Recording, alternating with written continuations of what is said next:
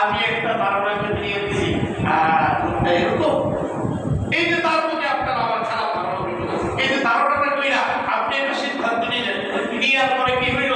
ব্যক্তির উপর কি হইল? একটা প্রস্তাব হইল। ব্যক্তির উপর একটা প্রস্তাব হইল কিনা? অবশ্যই একটা প্রস্তাব হইল।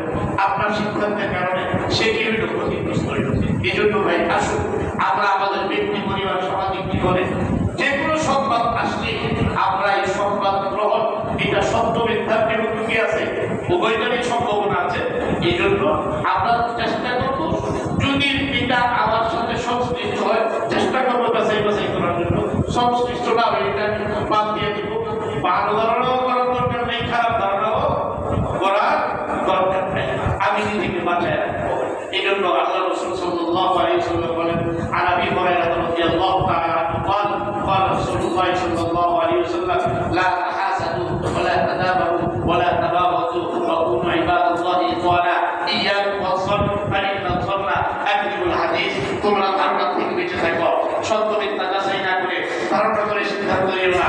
কারণ অধিকাংশ ধারণা কি হয়? মিথ্যা হয়। অধিকাংশ ধারণা গুনাহ হয়, পাপ হয়।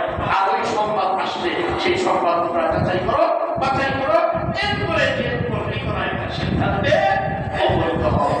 আজকের এই মূল কথা হলো কি, আমাদের কাছে যত সংবাদ খবর আসবে, যদি আমার সাথে সংশ্লিষ্ট হয়ে যায় আমি চেষ্টা করবো এটা যাচাই বাছাই করার। আমার সাথে সংশ্লিষ্ট না হলে আমার এটার পিছনে পড়ারই কি দরকার না। এরপরে যে কোনো কথা শুনে অন্যের কাছে কি করবো না, প্রচার প্রসার করবো না, কারণ এর দ্বারা আমি মিথ্যাবাদী হয়ে যাবো।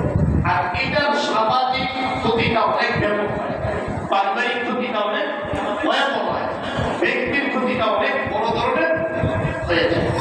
এই জন্য ভাই আমরা যদি পরস্পর শুধু এই কথাটুকুর উপর আমল করি, তাহলে দেখবেন আমাদের সমাজে অনেক কলহ, অনেক বিবাদ, অনেক হিংসা, প্রতিহিংসা, এগুলো কি হয়ে যাবে? দূর হয়ে যাবে। শুধু এই একটা দিনের উপর যদি আমরা কি করতে পারি, নিজেদেরকে গড়ে তুলতে পারি।